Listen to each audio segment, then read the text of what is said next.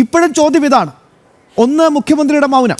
രണ്ട്, ഈ പറയുന്ന ഇടിയൻ പോലീസുകാർക്കെതിരെ എന്തുകൊണ്ട് ശക്തമായ നടപടി ഉണ്ടാകുന്നില്ല? ഇപ്പോഴും ഫേസ്ബുക്കിൽ സജീവമാണ് പല ഇടിയൻ പോലീസുകാരും. ശ്രീ ജലീൽ.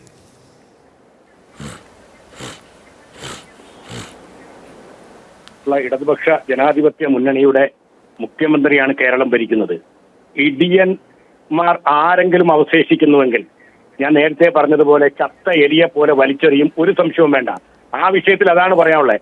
പക്ഷേ ഇവിടെ ഒന്ന് രണ്ട് കാര്യങ്ങൾക്ക് മറുപടി പറയേണ്ടതായിട്ടുണ്ട്, സമയം തരണം. ഒന്ന്, BJP-യുടെ പ്രതിനിധി വളരെ വാചാലമായിട്ടാണ് സംസാരിച്ച ഒരു കവലപ്രസംഗത്തിന്റെ മോഡലിൽ.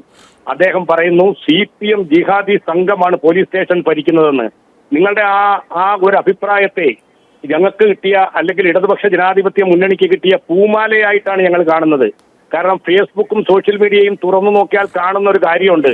ജമാഅത്തെ ഇസ്ലാമിയും പോപ്പുലർ ഫ്രണ്ട് അടക്കമുള്ള ബഹാവുദ്ദീൻ നദിയെ പോലെയുള്ള ഒരു നാസർ കൂടത്തായിയെ പോലെയുള്ളവർ നേരം വെളുത്താൽ വൈകുന്നേരം വരെ ഈ നാട്ടിൽ പ്രചരിപ്പിക്കുന്ന ഒരു വസ്തുതയുണ്ട്. കേരളത്തിലെ ആഭ്യന്തര മന്ത്രി വത്സൻ തില്ലങ്കേരിയാണെന്ന്. അപ്പോൾ ഈ രാജ്യത്ത് അരാജകത്വം സൃഷ്ടിക്കുന്ന മത തീവ്രവാദികൾ, അത് ഈ രണ്ട് വിഭാഗം മതങ്ങളുടെയും പേരിൽ സംഘടിച്ചിട്ടുള്ള മതവർഗീയ ശക്തികൾ ഒരേപോലെ ആക്രമിക്കുന്ന ഒരാൾ എന്നുള്ള നിലയിൽ അതുതന്നെയാണ് ശ്രീ പിണറായി വിജയന്റെ ക്രെഡിബിലിറ്റി എന്ന് ഞങ്ങൾക്ക് വിശ്വസിക്കാൻ സാധിക്കില്ലേ? മറ്റൊന്ന്, അദ്ദേഹം പറഞ്ഞു BJP-യുടെ നേതാവ് എത്ര പച്ചക്കളവാണ്. ദശാബ്ദങ്ങൾക്ക് മുമ്പ് കേരളത്തിൽ നടന്നിട്ടുള്ള പോലീസ് മർദ്ദനങ്ങളുടെ മൊത്തത്തിലുള്ള ഒരു കൂട്ടായ്മ രൂപപ്പെടുത്തി കൊണ്ടുവന്ന് അത് മുഴുവൻ ഒരു സർക്കാരിന്റെ മേൽ ആരോപിക്കുന്നത് എത്ര നിന്ദ്യാർഹമായ ഒരു പ്രവൃത്തിയാണ്. അദ്ദേഹം പറഞ്ഞു കേരളത്തിലെ പോലീസ് സ്റ്റേഷനുകളിൽ എൻകൗണ്ടർ.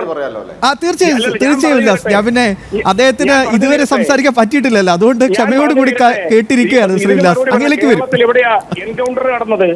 എന്നിട്ട് ഉദയകുമാറിന്റെ പേരിൽ വാചാലനാകുന്നല്ലോ. ഈ ഉദയകുമാർ എന്ന് പറയുന്ന ഹതഭാഗ്യനായ ചെറുപ്പക്കാരനെ തല്ലിക്കൊന്നത് UDF ഭരണകാലത്താ. അതിനെതിരായിട്ട് ദീർഘകാലം ദശാബ്ദങ്ങൾ നടന്ന നിയമ പോരാട്ടം നടത്തിയ ആ അമ്മയ്ക്ക് താങ്ങായി നിന്ന ഒരേ ഒരു കമ്മ്യൂണിസ്റ്റുകാരനാണ് സഖാവ് VS. ആ VS-ന്റെ പാർട്ടിയാണ് CPM.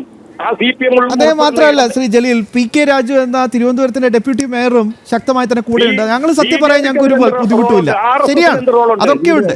പക്ഷേ ഈ പ്രതികളെ വെറുതെ വിട്ടപ്പോ ഈ അപ്പീൽ പോയോ ഇല്ലയോ? കൺഫേംഡ് IPS കൊടുക്കാൻ പോവാന്ന് അറിഞ്ഞത്. ഇത്രയും അതിക്രമം കാണിച്ചിട്ടുള്ള സുദർശനെ ഇപ്പൊ കൺഫേംഡ് IPS-ന്റെ പട്ടികയിലുണ്ട് എന്നുള്ള വിവരമാണ് നമുക്ക് കിട്ടിയിട്ടുള്ളത്. അപ്പോ ജലീല് കുറെ ആളുകളെ ഇല്ലാതെ ഇതിന്നൊക്കെ പരിച്ചു കിട്ടും എന്നുള്ള ലിസ്റ്റ് നോക്കുന്ന സമയത്ത് ഇത്തരത്തിലുള്ള ആളുകളുടെ ലിസ്റ്റുകൾ കൂടി അതിലുണ്ടോ എന്ന് പരിശോധിക്കണം നന്നായിരിക്കും. പൊതുജനത്തിന്റെ ഒരു ആവശ്യം കൂടിയാണത്. പിന്നെ ഞാൻ ഏറെ ബഹുമാനിക്കുന്ന രാംകുമാർ സാർ പറയുന്നുണ്ട്, അദ്ദേഹം ലജ്ജിച്ച് തലതാഴ്ത്തുവാണ്. സാറേ, കേരളത്തിലെ സാംസ്കാരിക നായന്മാർ ലജ്ജിക്കുന്നതിന് മുമ്പ് താങ്കളെ പോലുള്ളവർ ലജ്ജിക്കണം. എൻകൗണ്ടറിന്റെ ഭാഗമായിട്ട് മുൻ MP-മാരടക്കമുള്ളവരെ കോടതി ശിക്ഷിക്കുക പോലും ചെയ്യാതെ അന്വേഷണത്തിന്റെ ഭാഗമായി പോലീസ് സ്റ്റേഷനിൽ കൊണ്ടുവന്നപ്പോൾ പച്ചയായി വെടിവെച്ചു കൊന്ന UP സർക്കാർ, അവിടുത്തെ പോലീസിനെ കുറിച്ച് താങ്കൾ മൗനം പാലിക്കുന്നുണ്ടല്ലോ.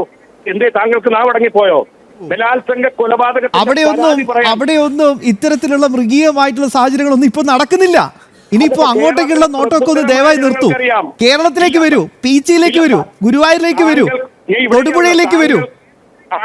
അവിടെ ഒരിക്കലും ഒരു പോലീസുകാരൻ ആളൊഴിഞ്ഞ കടയിൽ കയറി മാങ്ങ കട്ടെടുത്തിട്ടില്ല. സംഭാവനയാണ്. താങ്കൾ ഒന്നറിയൂ, ഞാൻ കണക്ക് പറഞ്ഞ് കൈക്കൂലി മേടിച്ചിട്ടില്ല. വയർലെസ് സെറ്റ് എടുത്ത് നെഞ്ചത്തേക്ക് വലിച്ചെറിഞ്ഞിട്ടില്ല. ഉല്ലാസ് ബാബു, ഉല്ലാസ്. ഞാനും താങ്കളും താമസിക്കുന്ന ഗ്രാമങ്ങളിലാ. ഞാനും എന്റെ ഭാര്യയും എന്റെ പെൺമക്കളും സ്വസ്ഥമായി തെരുവോരങ്ങളിൽ രായും പകലും നടക്കാൻ അവസരം നൽകുന്നത് കാക്കി ധരിച്ച പോലീസുകാരുള്ളത് കൊണ്ടാ.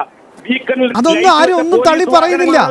ഈ കാക്കിക്കുള്ളിയ ക്രിമിനലുകൾക്ക് എന്തിനാണ് ഈ ഒത്താശ എന്ന് മാത്രമേ ചോദ്യം. വളരെ ലളിതമായൊരു ചോദ്യമാണ് ശ്രീ ജലീൽ. എന്തുകൊണ്ടാണ് മുഖ്യമന്ത്രി അദ്ദേഹത്തിന് മറന്നുപോയോ? ആഭ്യന്തര വകുപ്പ് അദ്ദേഹമാണ് കൈകാര്യം ചെയ്യുന്നത്, മറന്നുപോയോ?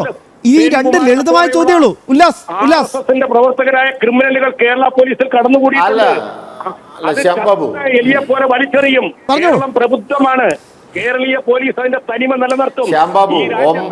ഈ കുന്നംകുളത്തെ ഇടിച്ച് തല്ലിപ്പൊളിച്ച ആള് RSSന്റെ നേതാവാണോ? എന്തൊക്കെയായി പറയുന്നത്?